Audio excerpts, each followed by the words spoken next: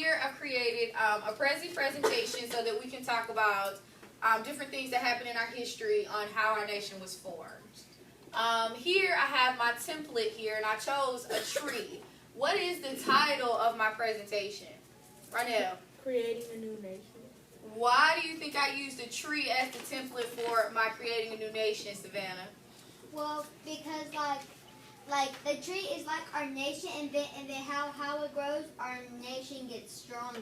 Okay, very good answer. That's exactly why I chose it, because we had to have roots. A tree has roots, right? Mm-hmm. And then it has its core, which is its base foundations, which we have those as well. And then it has all of these branches that go off of it that make up still part of the tree. So we have different branches of government. We have different philosophies on how our government should run, and that makes up our branches and our leaves of our tree.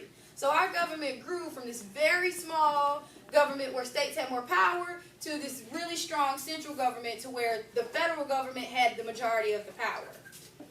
All right, so we're going to start down here with our roots, and we're starting at the foundation here. All right, our foundation of our government started with the Articles of Confederation. We had delegates, which are people who represent our country. They came together and they came up with this system to govern us. It's called the Articles of Confederation. It was a very weak national government, and it left most of the power up to the states. So really, the states were stronger than the government. It's kind of like me, I'm the national government, and like Hulk Hogan is the states. You get the difference? Because Hulk Hogan is much stronger than I am, right? Yeah. So that's how it was in the beginning of our country. They were accepted, our states, and at the time we didn't have 50 states, we had 13 states. They all accepted the Articles of Confederation in 1781 when the Revolutionary War ended.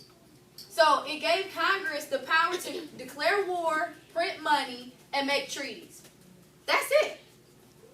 It did not give Congress the power to create taxes or set up an army or control trade. So that's why it was really, really weak. So in front of you, you have your weaknesses of the Articles of Confederation. We're going to go step by step and fill out this graphic organizer.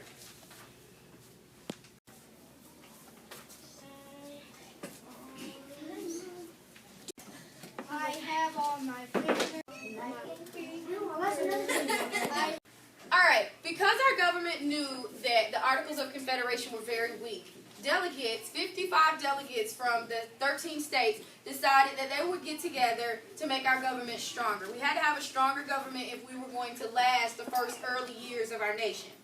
So they came together at a constitutional convention where they were going to discuss certain issues that we were having in our nation. Like, for instance, our government couldn't wage war, could not wage war, couldn't set up army, they couldn't create taxes or control trade. Those were all issues in the first 8 years of the Articles of Confederation that they felt like we needed to change.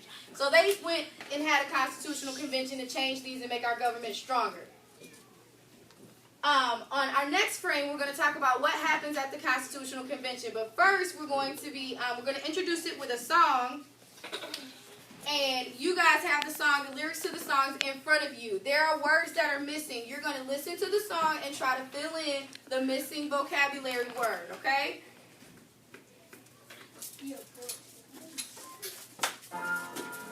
John Locke, representing the Enlightenment. I got it on lock. Who wrote the Declaration of Independence? Yeah. It's Thomas Jefferson. It's James Madison. Follower of the Constitution. Yo, I'm the thinker with the theories about the government. Got the Enlightenment on lock because I'm running it. You wanna be Beyonce? Change your clothes. I wrote down thoughts and I changed the globe. Like, we're born with inalienable rights, and we form governments to make the people act nice. You can ask my French homie Modesty. When we set up governments, this is what we all should do. The powers of the state should be separate, in case the king is a jerk and not a gentleman. Plus, I wrote about religious tolerance. It says the state shouldn't dictate religion or abolish it. I advocate revolution like today. When the state gets too powerful and too paid, your whole country owes me a debt. The name's John Locke. Don't forget. Hey yo, I'm ill with the 12 skills. I'm Thomas Jefferson. Every line I wrote probably hit you like some medicine. British Parliament, they won't even let us in. I've got a bright idea like Thomas Edison. We'll govern ourselves, tell the English peace. Founding fathers agreed and called upon me to write a declaration that we should be free. What should I put in it? Well, let's see. Inspiration came from the Enlightenment, so I use those ideas when I'm writing it. We're born with certain natural rights. The pursuit of happiness, liberty, and life. These rights aren't given to us by the state. We form governments just to keep them safe. And when the government's not tolerant, it's alright to rebel and abolish it. Check the status, son. I'm James Madison. I'm at the White House. You staying at the Radisson. I'm the father of the Constitution. I drafted it, and it wasn't an accident. The question for me, should America be sovereign states joined sort of loosely? The Articles of Confederation were weak. We need a government that's more like Bruce Lee, strong. Cause if it can't raise cash, who's gonna respect a government like that? A federal government will pass laws for the nation, so we need bodies to write the legislation, and we need justice, federal courts, a president to lead. He will be the voice, we'll be taxing. To pay for the action, we'll have a standing army, no relaxing. Let's go. Union. Established Ensure domestic tranquility. Rock was a common defense. promote the general welfare. Promote the general welfare. Secure the blessings of liberty To ourselves and our posterity. Secure the blessings of liberty. The blessings of liberty. Question for me, should America be sovereign states joined kind of loosely? No. The Articles of Confederation were weak. We need a government that's more like Bruce Lee. What goes in that blank right there? Articles of Confederation. The Articles of Confederation. I just put article. Okay, the Articles of Confederation were weak. We need a government that's more like Bruce Lee. Does anybody know who Bruce Lee is? Yes. Karate. He's super strong. He's the best. Yeah, so we need a strong government. The Articles of Confederation were weak. Yeah. He died? No, he died. Strong, because if it can't raise cash, who's going to respect a government like that? The federal government will pass laws for the nation, so we need bodies to write the legislation. And we did. He just said the blank. So what goes in that blank right there? Legislation. Legislation. You've been saying the blank since the beginning. And we need justice, federal courts, and a president to lead. He will be the voice. What goes in that blank? President. We'll be taxing to pay for the action. We'll have a standing army, no relaxing. Let's go. What goes in that very last blank? Army. We gotta have a standing army. So this song here tells you what the Constitutional Convention was about. They had a lot of stuff that they had to cover. Raising taxes, forming an army, how we're gonna separate our powers in the government. We're going to come up with 3 branches. We need a president to be the voice. The Constitutional Convention laid the foundation. That's why it's at the bottom in our tree. It's at our roots because it laid the foundation for our country. The Constitution was written by James Madison, and it is our supreme law of the land. Even 200 years later, it is still the utmost important law of the land.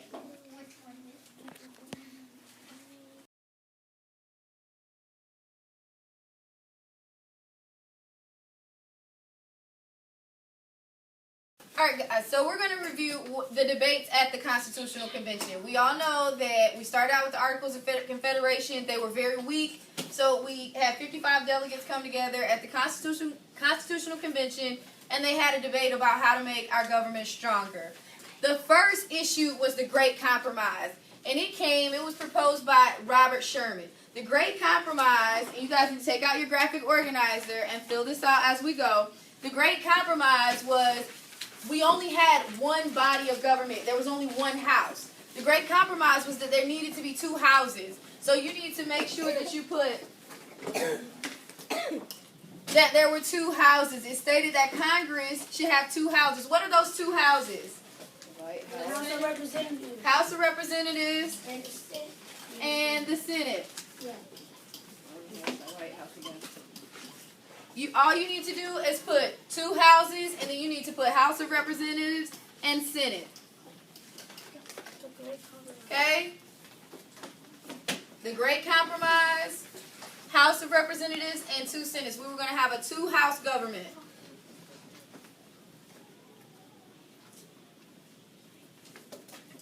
The next debate was the issue of slavery.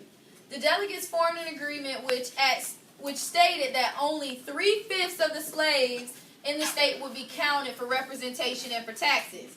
This was a big issue because the South had a lot more slaves than the North did, because during this time the North was starting to see that our feelings about slavery are a little bit different than the South. The North had factories, they had businesses, so they had people working in those jobs, whereas the South was more agricultural and they had people working farming. So they needed slaves to farm.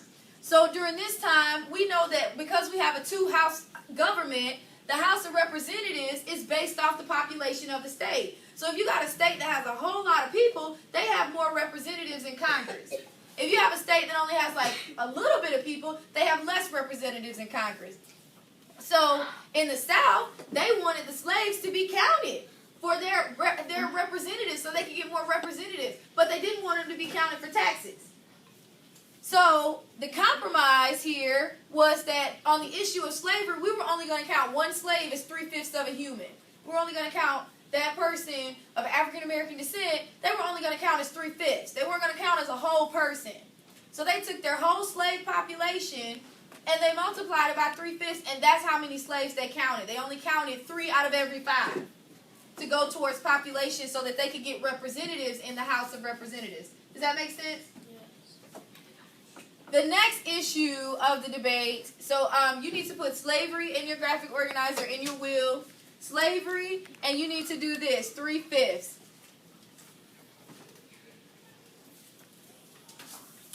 3/5 of the slaves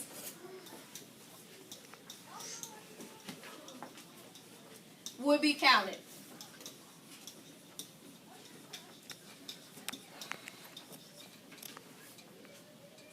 Three-fifths of the slaves would be counted.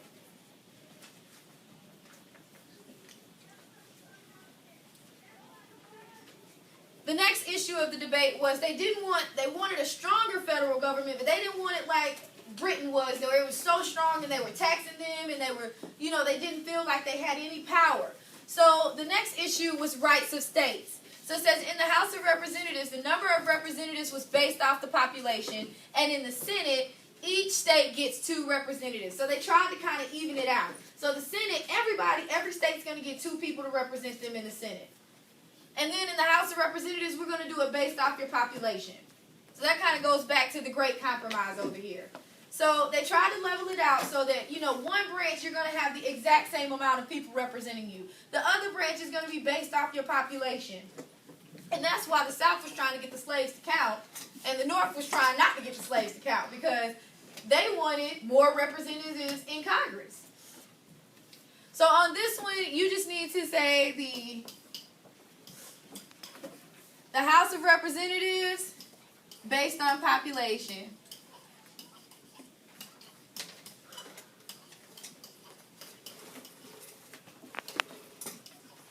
Based on population. And the Senate, 2 per state.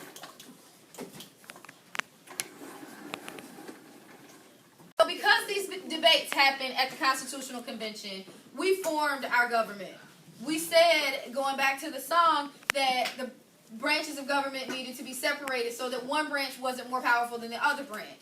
We also decided that we needed a supreme law or group of laws that would govern our country. And that's called the Constitution, hence why that convention was called the Constitutional Convention.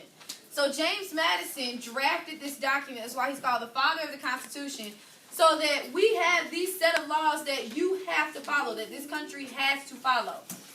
So we're going to go back to our Prezi, and we're going to talk about the Constitution here.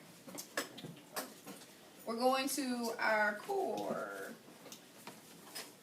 Alright, the Constitution also has amendments, which are changes that we put in to the Constitution.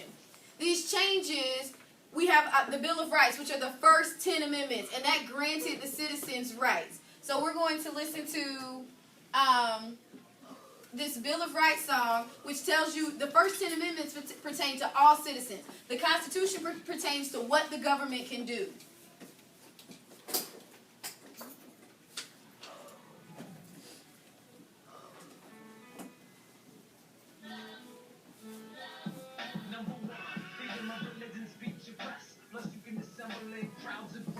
Number 2, right to bear arms and cannons. I bet the Minutemen didn't know about handguns. Number 3, when soldiers get sleepy, you don't have to let them sleep up on your couch. Number 4, no one can search and seize it, protects me unless people have a warrant to arrest me. Number 5, if you arrest me, respect me. Sorry, Alec, there's no double jeopardy. What'd you do after school? I plead the fifth. What'd you do after that, dude? I plead the fifth. I don't have to incriminate myself or risk my health. Whenever I'm in trouble, I just plead the fifth. Number 6, you must process me speedily. 7, in front of my peers on the jury. Number 8, you can use under unusual punishment. You can make me drink turpentine, put the fun of it. 9, the people get more than these rights. 10 states can make other laws and they just might. This is the Bill of Rights. This is the Bill of Rights. This is the Bill of Rights. This is the Bill of Rights. This is the Bill of Rights. This is the Bill of Rights. This is the 10 Amendments, the first 10 of the Constitution, baby. The Constitution is the supreme law of the land in the United States. The Constitution gave the federal government more power. So we're going to watch a brain pop video about the Constitution.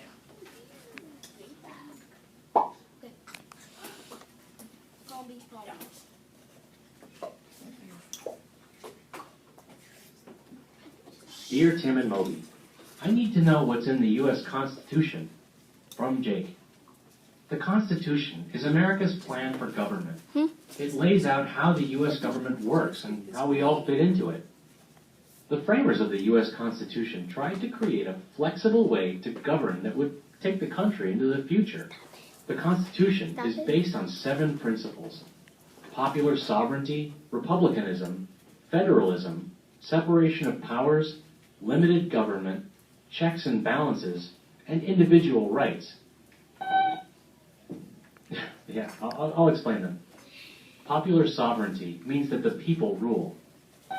Well, it's not like direct rule, like I can't do whatever I want or create a law, but we, the people, elect representatives who make the laws. That's one of the principles of republicanism. Democrats. Oh, no, it just means that the United States is a republic. The people exercise their power by voting for political representatives. Federalism is a way of governing that shares power between the individual states and the nation as a whole. The Constitution gives delegated powers to the nation and sets aside reserved powers to the states. For example, the federal government has the power to print money and declare war. No state can do those things on its own. And individual states have powers to establish schools and make new marriage laws. There are also some powers that both the nation and the states share, like levying taxes. These are called concurrent powers. Of course, neither the state nor federal governments are allowed to enact laws that violate the Constitution. Articles 1, 2, and 3 of the Constitution split up the government's powers between the executive, legislative, and judicial branches. The separation of powers ensures that no one branch of government will have too much power. The legislative branch, which includes our representatives in Congress, makes the laws. The executive branch, which includes the president, enforces the laws. And the judicial branch, which includes the court system, is in charge of interpreting the laws. A system of checks and balances makes sure that the branches of government work together in a way that makes sense. Congress passes a law, but the president can veto it. Even if the president says okay, the Supreme Court might come in and say that that particular law violates a principle of the Constitution. So, no one branch of government can do a whole lot without the okay of the other 2. The idea of limited government is intimately linked to the other principles. In a limited government, the government only has the powers granted to it by the Constitution, and nothing more. If it tries to grab new powers, it's acting unconstitutionally. The framers limited the power of the federal government through the separation of powers and the system of checks and balances. They also limited it by granting all citizens individual rights that the government can't take away. These are outlined in the Bill of Rights, the first 10 amendments to the Constitution. They include freedom of speech, the right to a jury trial, freedom of assembly, and protection against unfair searches. Well, that's the thing about the Constitution. Amendments can be proposed to it, and if they pass a very rigorous approval process, they can become part of the Constitution itself. The U.S. Constitution is a living, evolving document that can change with the times while still holding to the principles upon which the United States was founded. Whoa. You've written your own Constitution? I think you're missing the point.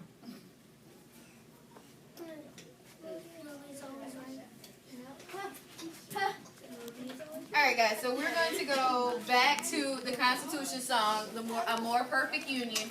You have the words because we did that yesterday, and you filled in the blank spaces with the vocabulary as well. So we're going to go through it, try to sing the song, and after the song we're going to talk about what actually happened. You're going to discuss what happened at the Constitutional Convention and how the Constitution frames out our lives, how it makes how we live, and how we have to operate in the United States. You're going to discuss that with your group. So here is A More Perfect Union, the purpose of government. Can I sing this? Can I sing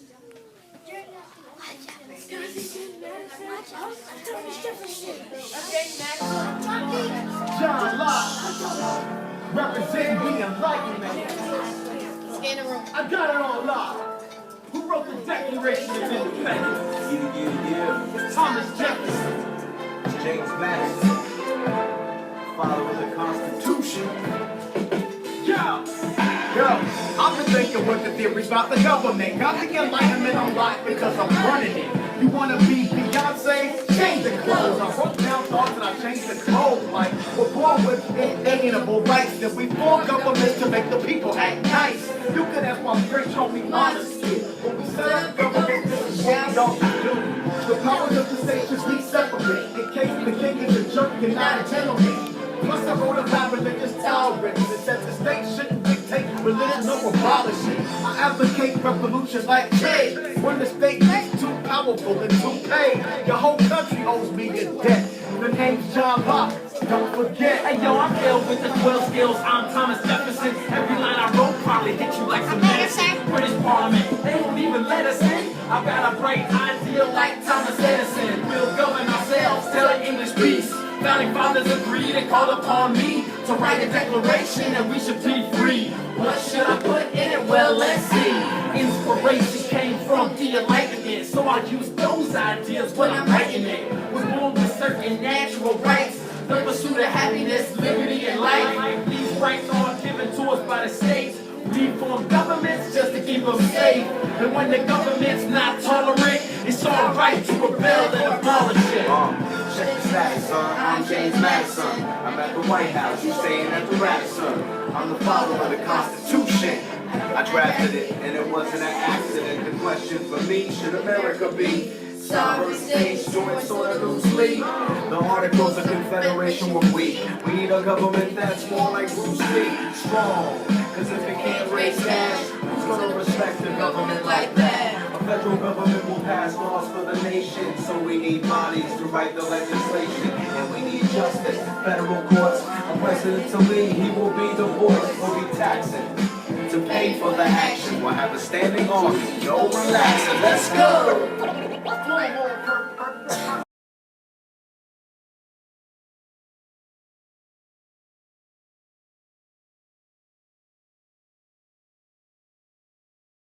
Alright, what you're going to do at your tables, you're going to have a discussion about what actually happened at the Constitutional Convention. You're going to talk about why is the Constitution important? How does it frame out our daily lives? How does it tell us what we have to do or what we have to live by?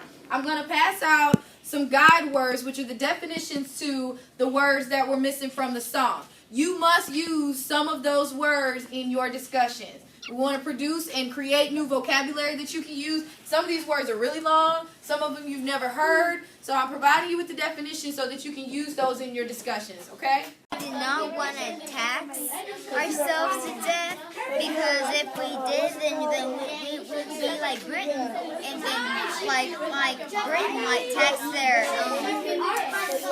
people to death, and we did not want to be like them. But we found out a way how to get taxes without taxes and the debt. Chloe, how does the Constitution govern your life? How? What do you mean it lets you talk every day? Because of the Bill of Rights and what? I was born with the right to talk from the Bill of Rights. Okay. We will now be discussing the Constitutional Convention. Right now we'll start. Today I will be talking about our president. Our president is the leader of our country and the leader of the executive branch. Our second and third president, and Benjamin Franklin, wrote the Declaration of Independence. A declaration is something that is announced, avowed, or proclaimed. Thank you, Ronell. We will now be letting Kenny Benjamin speak his business. Today we are going to be talking about the Army. The Army protects us in our state and country. It even protects the illegal rights. Thank you, Kenny. If I may ask a question, what else does our Army defend? It defends us. We will now let Deja speak her business. I'm talking about the Article of Confederation. It is weak, and they have to separate the branches. Thank you. We will now recognize Deja as a stand. Please state your business. I'm going to talk about the legislation. The legislation is of the laws made by Congress, and Congress makes the laws. I will also be talking about the alignment. John Locke and Thomas Jefferson made the Constitutional Convention from the Enlightenment. Thank you.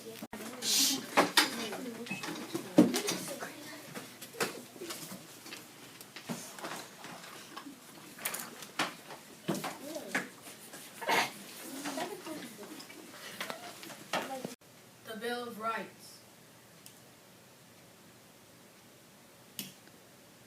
The First Amendment. The government can't support a religion over another, which means the government can't stop people from worshiping any religion they wish. The Second Amendment. People can only use weapons to protect themselves or to protect their country.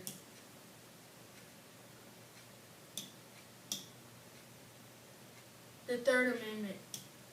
Soldiers can't live in other people's houses. In the Intolerable Act, soldiers could stay in people's houses as long as they want, but now they can't.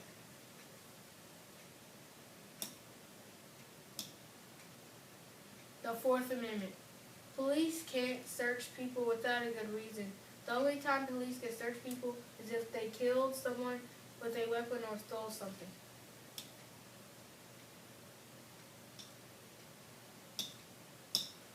The Fifth Amendment. People accused of crime have the right to a fair trial. If someone does something bad, they get a trial. If they go to jail, come back, then do the bad thing again, they go back to jail.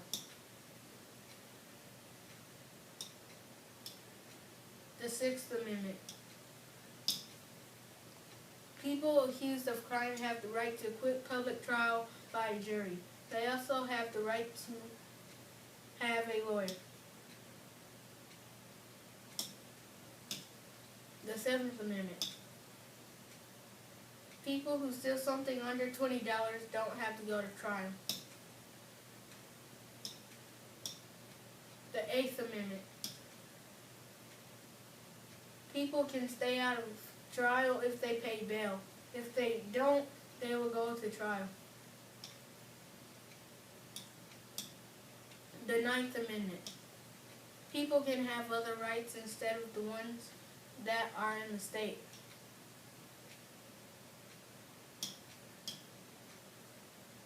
The 10th Amendment. Anything not listed in the Constitution is up to the people.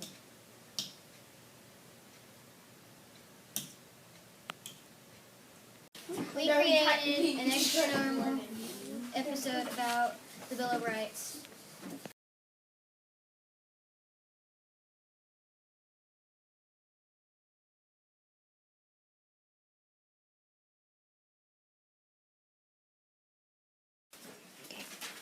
So, we at the Constitutional Convention, when they came up with the Constitution and they set up our government, they said we need separation of powers, going back to the song. So the separation of powers led to 3 branches of government. We have the judicial branch, which are our court systems, like the Supreme Court. We have the legislative branch, which is other words named Congress. And then you have the House of Representatives and you have the Senate in our legislative branch. They make our laws.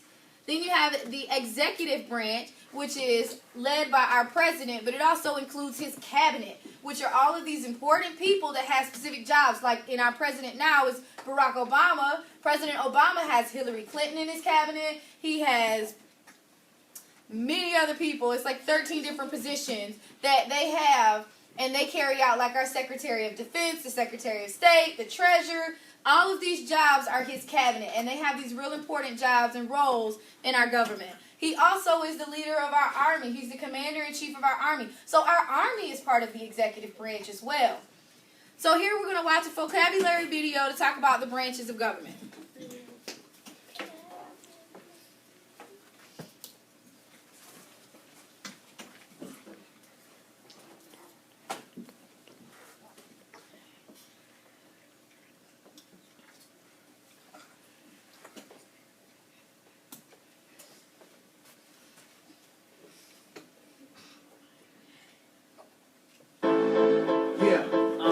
It's the legislative branch. It's the courts. It's the executive branch. I'm the one that has the laws. So if you want to make something happen, you gotta go through me. Who's calling? She's the standing sound of the Oval Office. Vocabulary. Let's go. It goes check, check, 2-state balance, not just one. We bring 3 talents of powers. Gotta keep them separated. That's the motto. We made it. 3 branches of government. That's all. Legislative writes the laws. Executive executes laws so official. The court system is judicial. I'm the legislative branch. I write laws. Without me, it'll be anarchy, of course. Say my name. I'm called Congress, sitting on Capitol Hill. Kid, that's honest. Made up of the Senate and the House of Reps. We write a bill and send it to the president's desk. We legislate, and we roll deep. 535 members in my clique. See, Senate, each state sends 2. 100 senators in all, that's how we do. The House of Representatives is by population. Cali reps the hardest, no debating. If my bill gets a presidential veto, I can override that with enough people. I wrote the budget and I'm passing the laws. No, I'ma grab the mic and pass it off. Oh, hey, Congress, sometimes I need to mess with the plans. I carry out laws, I'm the executive branch. I'm the president. Roll with the VP and cabinet. I'll veto your laws if I'm not having it. So hail to the commander-in-chief. All the armed forces need to follow me. My power's been blossoming since George Washington stepped into the office and did awesome things. I got a bowling alley in my home where I call in airstrikes from invisible drones. Who will put the cabinet and judges too? The boss in the Oval Office, that's who. Check, check, I'ma keep it short, the judicial system. I'm the courts, my highest court, that's supreme. All 9 justices know what I mean. Nominated by the press, confirmed by the Senate. No term limits, they serve a life sentence. Plead your case, it's not unusual for me to rule a law unconstitutional. So I write a law, Well, I might veto it. and I can override that. You know it. Man, I'm executive, the one that carries it It out. can get challenged in the courts, that's what I'm all about. I might declare it unconstitutional. I can impeach judges who act unusual. I nominate justices in the first I can place. impeach you too if you step out of place. Three branches of government, that's all. Legislative writes the laws. Executive executes laws so official. The court system is judicial. Three branches of government, that's all. Legislative writes the laws. Executive executes laws so official. The court system is judicial. It goes check, check, two-state balance, not just one. We bring three talents to powers. Gotta keep them separated. That's the motto. We made it. Alright, so today what you are going to do is we're going to work with the separation of government, the three branches of government. You are going to create a tree with different leaves, and each leaf has a job that the branch of government does. You are going to sort through them, and you are going to paste them on your tree under the right branch of government that it goes on.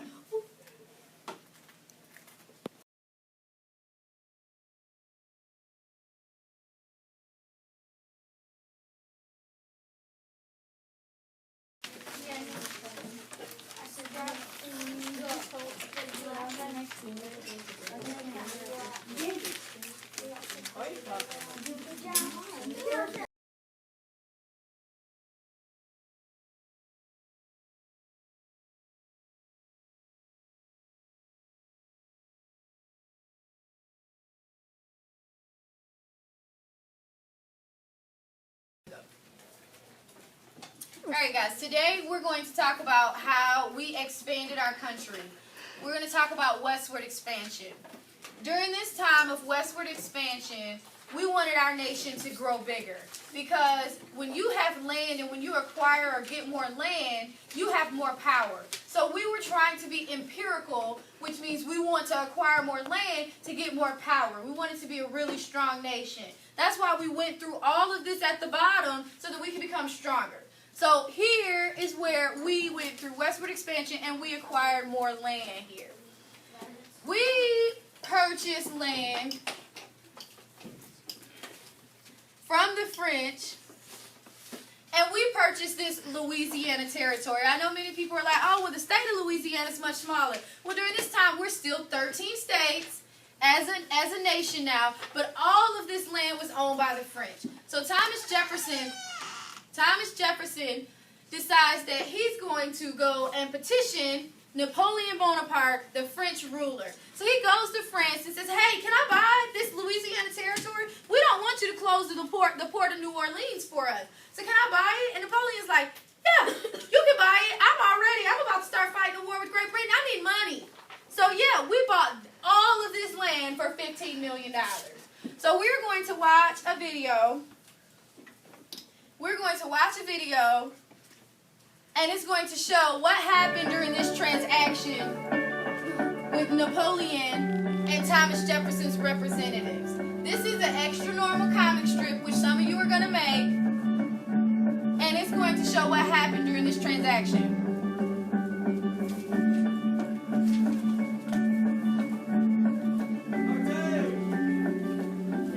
What a nice day. I hope Livingston has made it to France okay. What will I do if Bonaparte says no? Well, I should hear soon. I just feel so indifferent about this. Shall I purchase this land? It seems too unconstitutional. There is many questions that I am unsure about. I just need to go back inside and work on a new bill or something.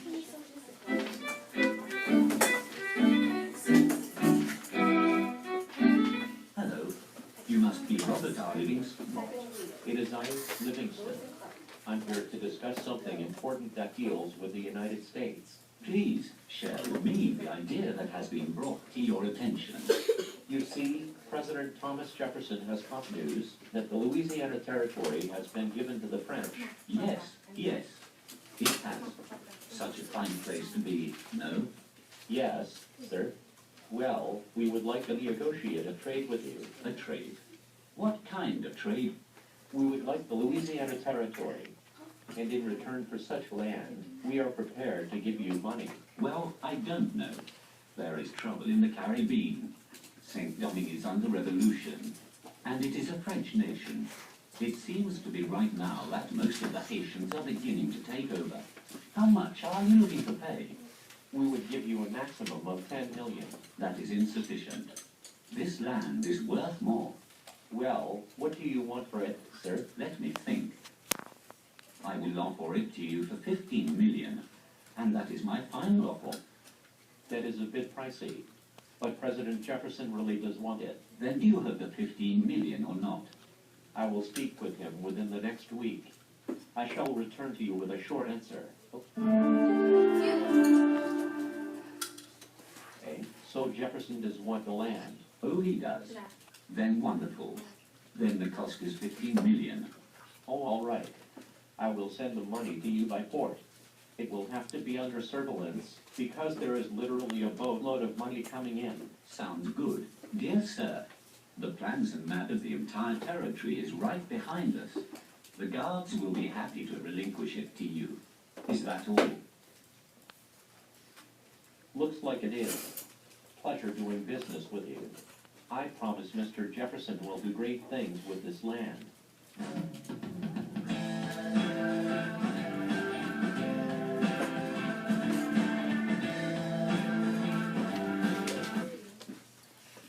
Alright, so this little film shows you what happened, that transaction between Napoleon and Representative for Thomas Jefferson.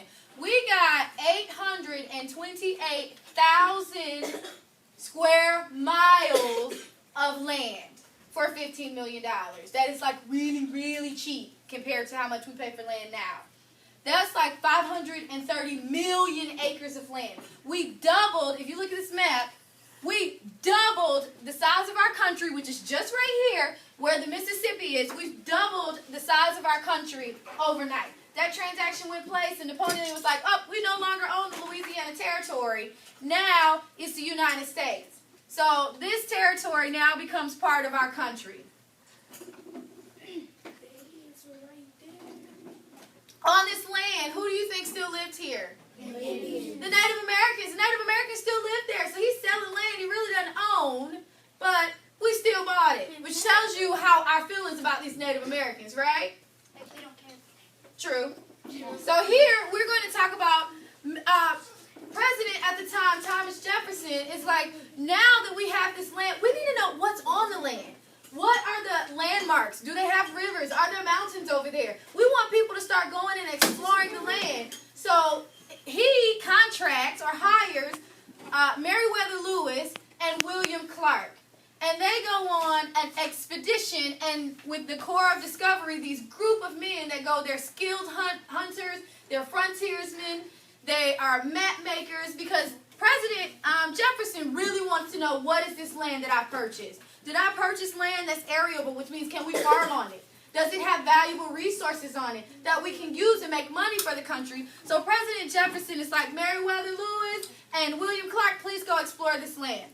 So we're going to watch a Brain Pop video on their expedition. I can't reach.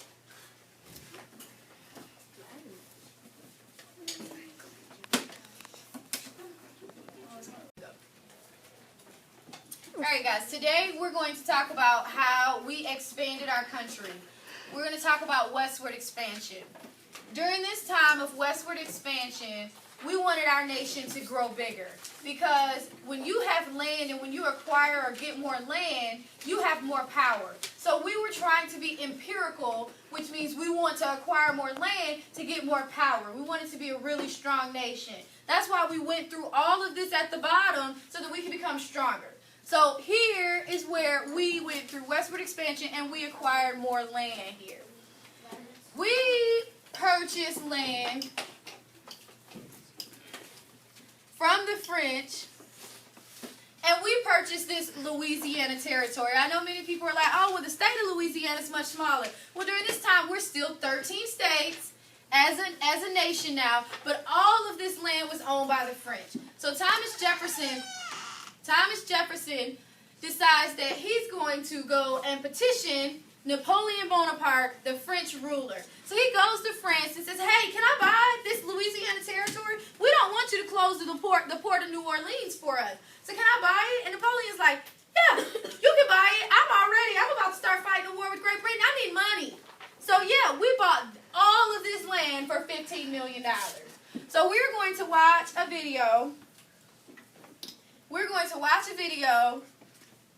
and it's going to show what happened during this transaction with Napoleon and Thomas Jefferson's representatives. This is an extra normal comic strip, which some of you are going to make, and it's going to show what happened during this transaction.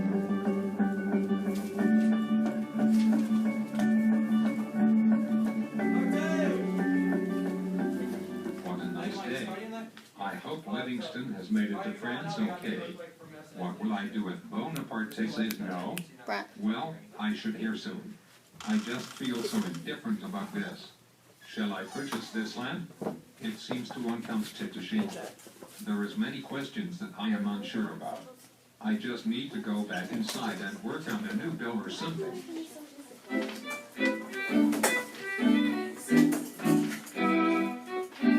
Hello.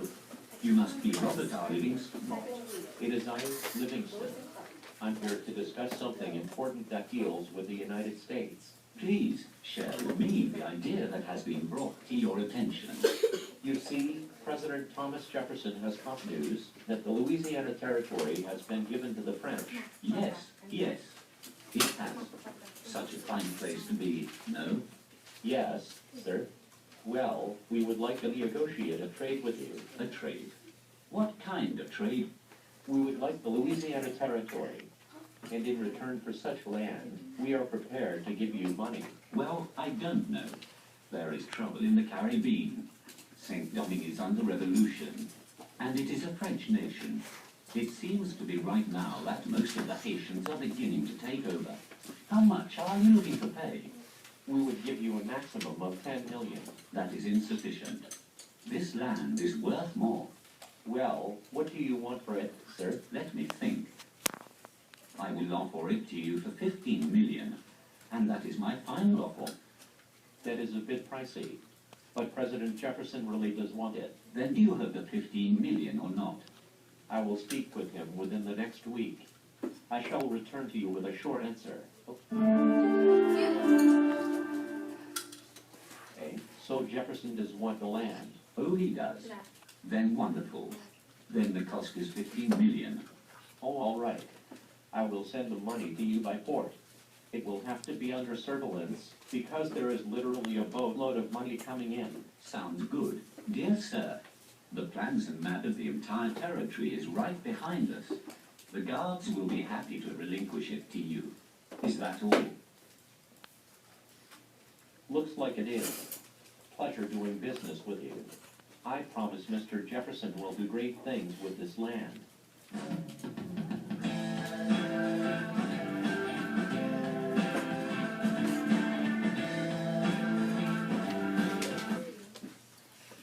Alright, so this little film shows you what happened, that transaction between Napoleon and a representative for Thomas Jefferson.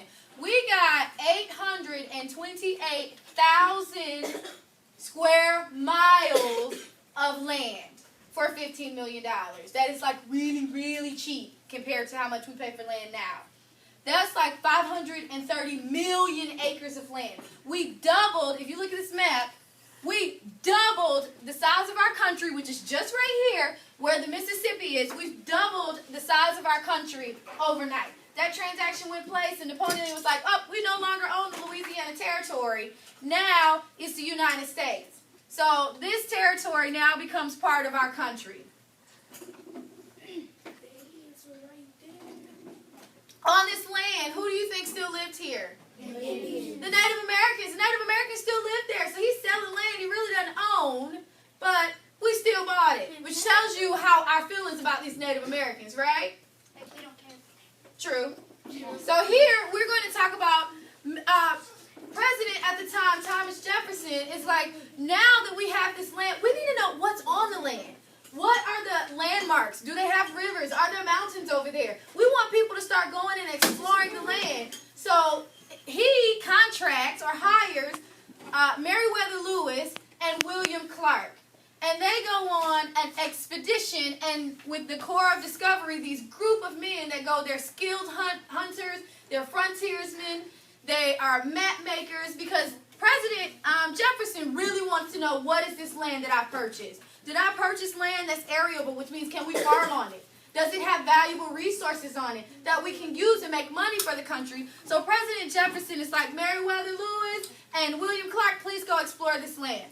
So we're going to watch a brain pop video on their expedition.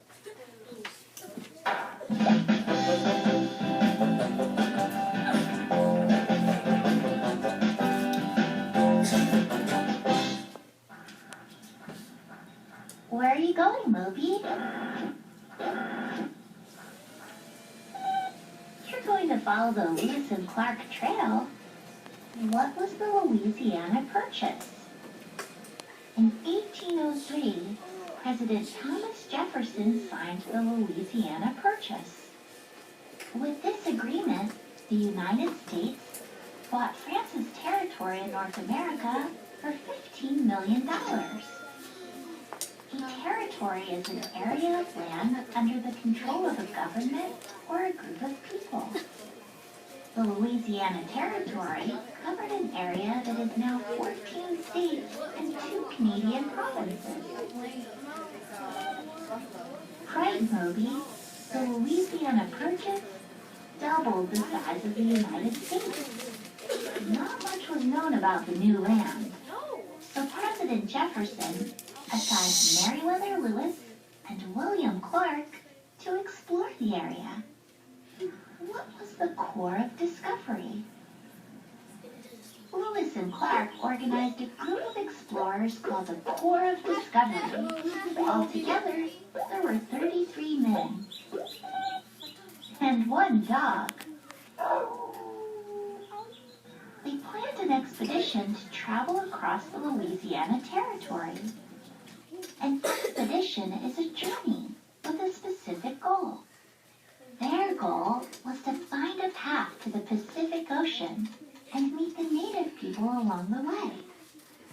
Clark's main job was to make maps of the area and to navigate or direct their path. Lewis's main job was to gather information about the land, plants, and animals. In the spring of 1804, the Corps of Discovery left St. Louis and set out on the Missouri River. What happened during Lewis and Clark's expedition? The journey up the river was difficult. The river was rough in some places, and they often had to row against the current. Along the way, Lewis and Clark met many different Native Americans, including the Oto and the Missouri people.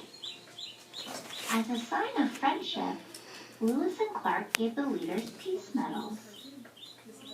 Some Native people, such as the Teton Sioux, did not trust the explorers. They didn't speak the same language, so there were a lot of misunderstandings. In October of 1804, the explorers built a fort in an area that is now part of North Dakota. They met Toussaint Charbonneau, a French-Canadian fur trapper, and his wife Sacagawea, who was a member of the Shoshone people. They spoke the different languages of the area's native people. So Lewis and Clark asked them to be their interpreters. An interpreter is someone who translates one language into a different one. Charbonneau, Sacagawea, and their baby joined the expedition and began traveling west. Months later, the explorers came across what is now the Great Falls in Montana. They had to hike with all of their heavy supplies and boats to go around the falls. Later, the explorers met members of the Shoshone people and wanted to trade for horses. Sacagawea understood the Shoshone language, so she acted as an interpreter. The Shoshone traded the horses and provided guides and helped the Corps of Discovery cross the Rocky Mountains. They hiked mountains that were steep and snowy. The explorers ran low on food and had to eat tallow, which is used to make candles. They were tired, cold, and many were sick. the explorers reached what is now the Columbia River in Washington state. They followed its path, and it led them to their goal. In November of 1805, the explorers reached the Pacific Ocean. They built a fort near what is now Astoria, Oregon. Lewis and Clark had traveled over 4,000 miles. Their trail went through an area that is now covered by 11 states. A few months later, they made the long, difficult trip back to St. Louis. Lewis and Clark and the Corps of Discovery finally returned in September of 1806. They were considered heroes. Their expedition took almost 2.5 years, and they traveled over 8,000 miles. What did people learn from the expedition? Lewis and Clark kept journals during their expedition and shared what they learned. They had recorded plants and animals they had never seen before, and noted different landforms and weather patterns. They also learned about different Native American groups and started peaceful relationships with many of them.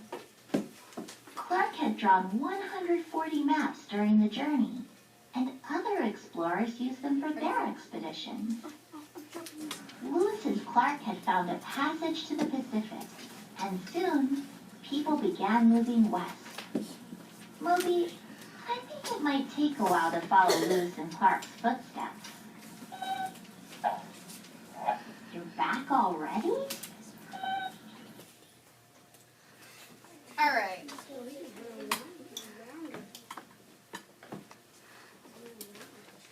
Back to my Prezi. All right, so we know that Lewis and Clark were hired by our president. So what we're going to do is we're going to go and we're going to join the Corps of Discovery. We're going to talk about what is it that you saw as being a member of the Corps of Discovery. What type of plants and animals did you see? What type of landforms did you see? What territory did you explore? What did you learn as you went on this trip with Lewis and Clark? So you are going to do it in 2 different forms. Some of you are going to write a letter. Others are going to do a travel guide for people so that we can look back on this experience and this journey that you had and have evidence of what you've learned and what you've taken away from it.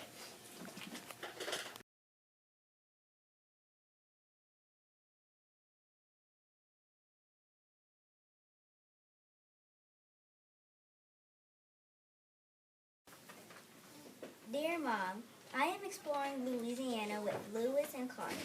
When we were walking, we saw 2 people standing right in front of us.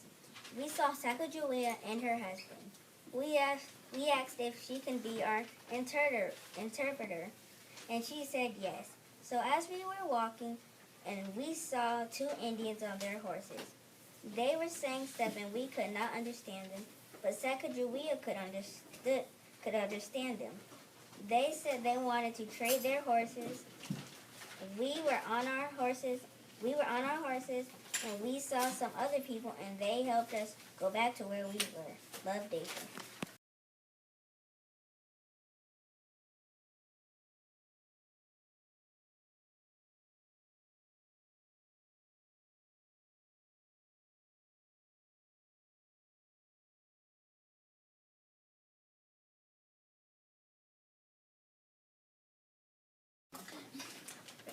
Dear Tyler, have you ever wondered what Lewis and Clark saw while exploring Louisiana? Well, I will step into their shoes and tell you.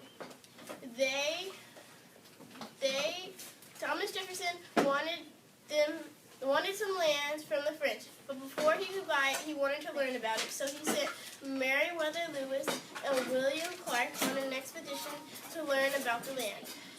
They also went with 30 other men. As they went, they met an Indian woman named Sacagawea, and she was an interpreter for the Indians that they met. They also were looking for a route to the Pacific Ocean from the Mississippi River. Lewis and Clark traveled for many, many days, and finally came back. And Thomas Jefferson bought the land, and that made Louisiana Purchase.